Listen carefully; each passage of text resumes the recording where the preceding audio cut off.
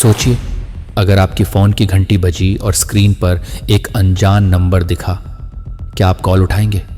लेकिन यह सिर्फ एक कॉल नहीं, बल्कि एक मौत का न्योता हो सकता है। शहर में हो रही रहस्यमयी मौतें, एक भूतिया वेबसाइट और एक नंबर जिसे सुनते ही लोग अपनी जान देने को मजबूर हो जाते हैं। क्या यह महज एक अंधविश्वास है या कोई शातिर तकनीकी साजिश?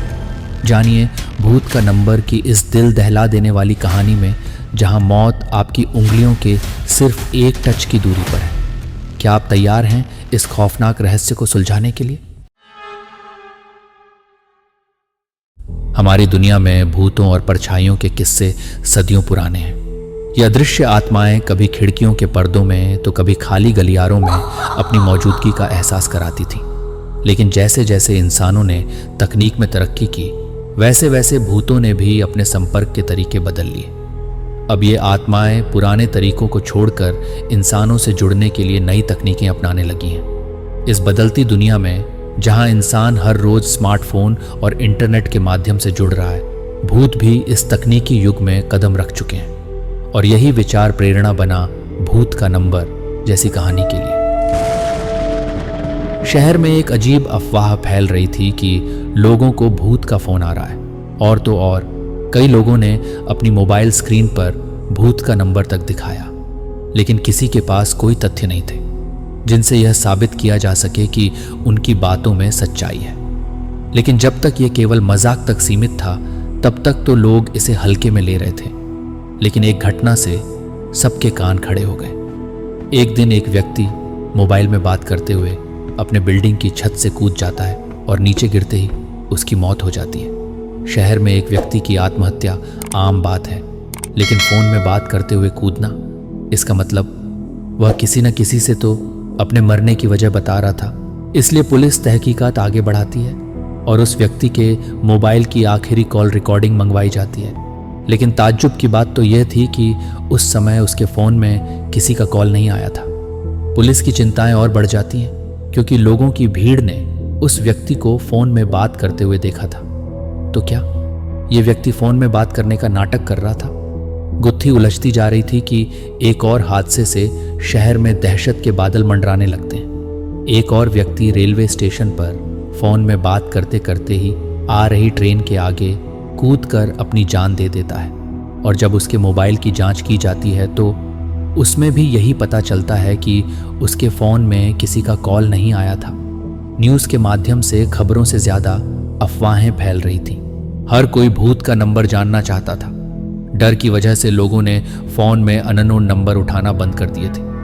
मामला पुलिस की पहुंच से ऊपर था, इसलिए भूत विशेषज्ञ को बुलवाया जाता है।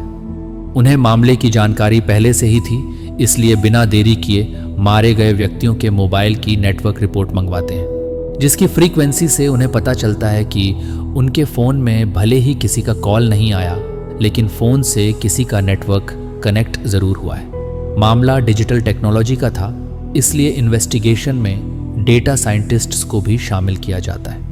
इन्वेस्टिगेशन चल ही रही होती है कि अचानक शहर में 3 लोग और अलग अलग तरीकों से आत्महत्या कर लेते हैं। इससे शहर में दहशत का माहौल बनता जा रहा था। डेटा साइंटिस्ट्स को एक सुराग मिलता है। जितने भी लोग मारे गए हैं, सभी के मोबाइल में एक वेबसाइट का लिंक पाया गया है। उस वेबसाइट में बहुत से भूतिया मंत्र लिखे हुए हैं और उन्हीं मंत्रों में एक भूतिया नंबर भी है, जिसके माध्यम से रिकॉर्डेड मैसेज भेजा जाता है। और मैसेज को सुनते ही कोई भी व्यक्ति सम्मोहित होकर अपनी जान दे देता है। लेकिन वेबसाइट ही हत्या की जिम्मेदार है, ये कहना संभव नहीं था, क्योंकि केवल किसी आर्टिकल को पढ़ने से कोई कैसे मर सकता था। इसी बीच विशेषज्ञ आर्टिकल को गहराई से जांच करते हैं तो पता चलता है कि वह कोई साधारण मंत्र नहीं, बल्कि वशीकरण मंत्र लिखे गए हैं, जिनके माध्यम से लोगों को पहले तो सम्मोहित किया जाता है, फिर उनके मोबाइल में एक रिकॉर्डेड मैसेज के जरिए उन्हें आत्महत्या करने के लिए निर्देश भेज दिए जाते हैं। पुलिस को हत्या के कारण का तो पता चल गया था, लेकिन इसके पीछे कौन है, ये अभी जानना बाकी था। तभी डाटा साइंटिस्ट वेबसाइट को ट्रैक कर लेते हैं। ये एक कॉलेज का हॉस्टल था। वेबसाइट की लोकेशन का पता चलते ही पुलिस हॉस्टल के कमरे को घेर लेती है और उस लड़के को गिरफ्तार कर लिया जाता है, जिसके कंप्यूटर से यह वेबसाइट चलाई जा रही थी। लड़के के कमरे में बहुत से कॉकरोच, कीड़े मकोड़े और मरे हुए चूहे डले हुए थे। वह किसी जानवर की तरह उस कमरे में रह रहा था। दरअसल उसे देखने से ऐसा लग रहा था कि उसकी मानसिक हालत ठीक नहीं है।